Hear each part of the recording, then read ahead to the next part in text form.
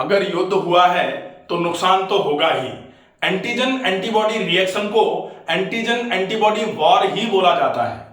अगर वैक्सीन के रूप में लाइव एटेन्युएटेड वैक्सीन के रूप में वायरस डाला गया है तो निश्चित ही बॉडी में जो एंटीबॉडीज उसके अगेंस्ट बनने के लिए उस वायरस के अगेंस्ट तैयारी जो चली शरीर की, उसमें कुछ नुकसान थोड़ा बहुत हुआ ही होगा। लेकिन आपका शरीर यदि बहुत मजबूत है, डिफेंस मैकेनिज्म अगर आपका बहुत मजबूत है, तो घबराने की आवश्यकता नहीं है। जिस प्रकार अगर किसी देश को बाकी देशों से सुरक्षित रहना है तो क्या करना पड़ता है, अपने साम्राज्य की जो डिफेंस है, जो एक तरीके से सेना है, उसको बहुत मजबूत रखना पड़ता है ताकि कोई उधर की तरफ आक्रमण करने के बारे में सोच ही ना पाए। लेकिन अगर किसी ने अज्ञानतावश आक्रमण कर ही दिया तो फिर वो साम्राज्य की सेना उसको ऐसे मसल दे कि कोई अज्ञानतावश आ ही गया तो ले भैया चल भाग, साथ के साथ उसको बाहर कर दिया जाए। इतनी मजबूती होनी चाहिए, फिर घबराने की आवश्यकता बिल्कुल भी नहीं होगी।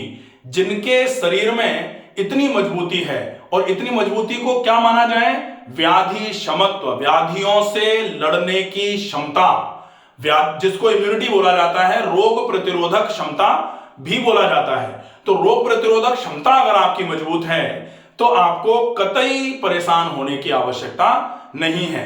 रोग प्रतिरोधक क्षमता उस समय भी इंपॉर्टेंट थी कि कोविड का वायरस आपके शरीर में घुसे और घुसते ही आपके शरीर में वो रुक रहा था।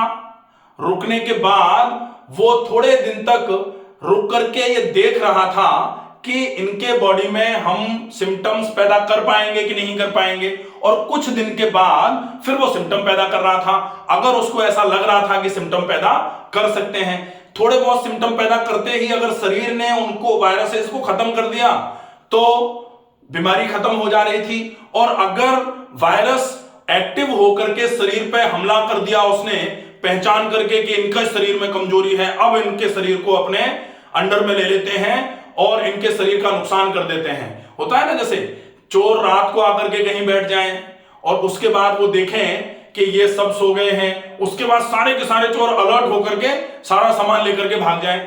और एक होता है कि चोर आए तो थे, जैसे ही वो अलर्ट होकर के सामान लेने के लिए घुसे, घर के लोग इतने मजबूत थे कि घर के लोगों ने चोरों को पकड़ करके और मारा कूटा भी और सवेरे पुलिस को भी दे दिया। तो ये चीजें भी होती हैं। ठीक वैसे ही आपके शरीर में भी होता है कि अगर आपके शरीर में कहीं कोई भी एंटीजन चाहे वो वायरस हो, चाहे बैक्टीरिया हो, चाहे फंगस हो, पैरासाइट हो, प्रोटोजोआ हो, कुछ भी हो, अगर आपके शरीर में घुस रहा है तो वो आपके शरीर की एंटीबॉडीज अगर रेजिस्टेंट हैं, आपके शरीर की एंटीबॉडीज अगर मजबूत हैं, जिसको बोला जाता है आपके शरीर की रोग प्रतिरोधक क्षमता मजबूत है, अगर रोगों से लड़ने की क्षमता, रोग कारक रोगाणुओं से लड़ने की क्षमता मजबूत है, तो फिर आपके शरीर में रोग पैदा नहीं हो पाएगा। और बहुत पुराने समय से कहा गया है, नेचुरोपैथी का प्रिंसिपल ये है, germs do not cause disease but they are found in diseased condition. Germs बीमारी पैदा नहीं करते हैं, लेकिन अगर बीमारी हो जाती है तो जर्म्स उस जगह पाए जाते हैं, क्योंकि बीमार शरीर में जर्म्स एक्टिव हो जाते हैं, बीमारी पैदा करने के लिए रेस्पॉन्सिबल नहीं है। और शरीर बीमार मतलब फाउंड इन डिजीज्ड कंडीशन। तो डिजीज्ड कंडीशन का मतलब क्या है, डिजीज्ड कंडीशन का मतलब है लोअर्ड वाइटैलिटी, लोअर्ड इम्यूनिटी। अगर आपके शरीर में रोगों से लड़ने की क्षमता किसी भी वजह से कम हो रही है, कब कम होती है, जब हम व्यायाम नियमित नहीं करते हैं, कब कम होती है, जब हम खाने पीने में प्रॉपर तरीके से संतुलित भोजन का उपयोग नहीं कर रहे हैं, हम प्रॉपर रेस्ट नहीं ले पा रहे हैं, नींद हमको प्रॉपर नहीं आ रही है, या फिर हम अपनी जीवन शैली में जो बहुत आवश्यक कार्य हैं उनको नहीं कर पा रहे हैं, जीवन शैली बहुत ज्यादा अनियमित अगर हमने कर रखी है, तो इम्यूनिटी धीरे धीरे करके लो हो जाएगी और ये एक बड़ा कारण बनेगी आपके शरीर को रोग युक्त करने के लिए। और अगर आपको रोग मुक्त होना है तो आपको सबसे पहले वो सारी चीजें, व्यायाम, आहार, जीवन शैली, प्रॉपर रेस्ट, नींद जिसको कहा जाता है, इन सब चीजों की अति आवश्यकता होती है। और जैसे ही आप इन सारी चीजों को नॉर्मल कर दोगे, आपको इन सारी चीजों में कहीं कुछ सोचने की आवश्यकता नहीं होगी। आपका जीवन शैली आपकी बिल्कुल ठीक है तो आपका कोलेस्ट्रॉल ठीक रहेगा, आपकी आंतें ठीक रहेंगी, आपकी किडनी ठीक रहेगी, आप सही तरीके से खा पी रहे हैं, सही तरीके से एलिमिनेशन का फोकस अगर आपका है, क्योंकि अगर आपने केवल अच्छा खाया और एलिमिनेशन पर फोकस नहीं किया तो गड़बड़ हो जाएगी।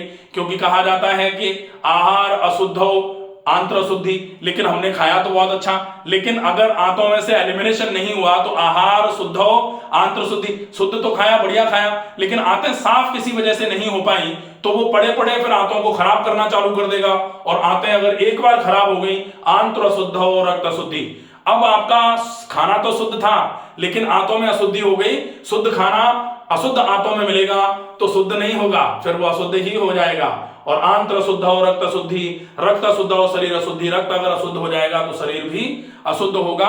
अशुद्धियों में शरीर, अशुद्ध शरीर में रोग का वास होता है। कहा जाता है रोग के समय लिया गया आहार रोग का पोषण करता है, रोगी का नहीं। अगर ऐसे समय में आप आहार ले रहे हैं कि आपका शरीर बीमार है और आप आहार ले रहे हैं, ऐसे समय में आपके शरीर में रोग जो है उसको पोषण मिलेगा आपके आहार से। इसलिए ऐसे समय में आहार कैसा लेना चाहिए? बिल्कुल, कहा जाता ना ये तो मरीजों का खाना है, तो मरीजों का खाना क्या है? मरीजों का खाना नहीं है, वो मरीजों को ठीक करने वाला खाना है। मूंग की धुली हुई दाल, बिल्कुल पतली सी, बहुत मोटे आटे की रोटी, बिल्कुल पतली पतली, बिल्कुल घी तेल चिकनाई नहीं है, ताकि वो जल्दी से पच जाए।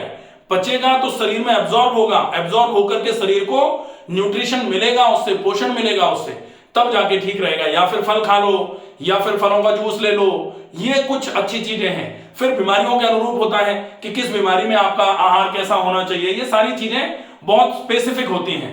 किन किन चीजों का विशेष ध्यान रखना है?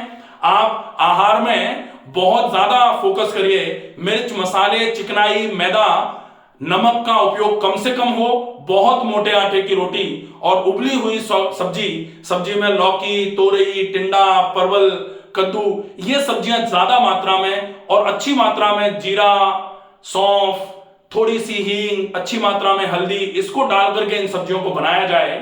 फिर इन सब्जियों का उपयोग बहुत मोटे आटे की या तो गेहूं की रोटी, और अगर संभव हो जाए तो फिर मिलेट्स की रोटी, या फिर आप मल्टीग्रेन की रोटी खा सकते हैं अगर आपका पेट बहुत ज्यादा भारी नहीं रहता है। अगर पेट भारी रहता है तो आपके लिए बेसन नुकसान करेगा, आपको सोयाबीन नुकसान करेगा, आपको मेथी अगर एसिडिटी रहती है तो नुकसान कर सकती है, फिर आपको सिंगल ग्रेन की रोटी खानी पड़ेगी। ये विशेष ध्यान में रखने वाली बातें हैं। व्यायाम में आप नियमित कम से कम 1 घंटा व्यायाम जरूर करिए रोज। व्यायाम में आप टहल सकते हैं, प्राणायाम कर सकते हैं, कुछ भी चलेगा। इसके बाद फिर कोशिश करिए कि आप खाना जो भी खा रहे हैं उसको बहुत चबा के खाया जाए, और प्राणायाम जरूर किया जाए। प्राणायाम कम से कम 20 मिनट सवेरे और 10 मिनट ही अगर शाम को कर लिया जाएगा तो बहुत ही अच्छा रहेगा, बहुत फायदा देगा। पानी का उपयोग थोड़ा थोड़ा करके ज्यादा करते रहे, दिन भर में कम से कम, अभी गर्मियां एकदम से बढ़ गई हैं, ऐसे समय में कम से कम आपको 3-3.25 लीटर पानी पीना है।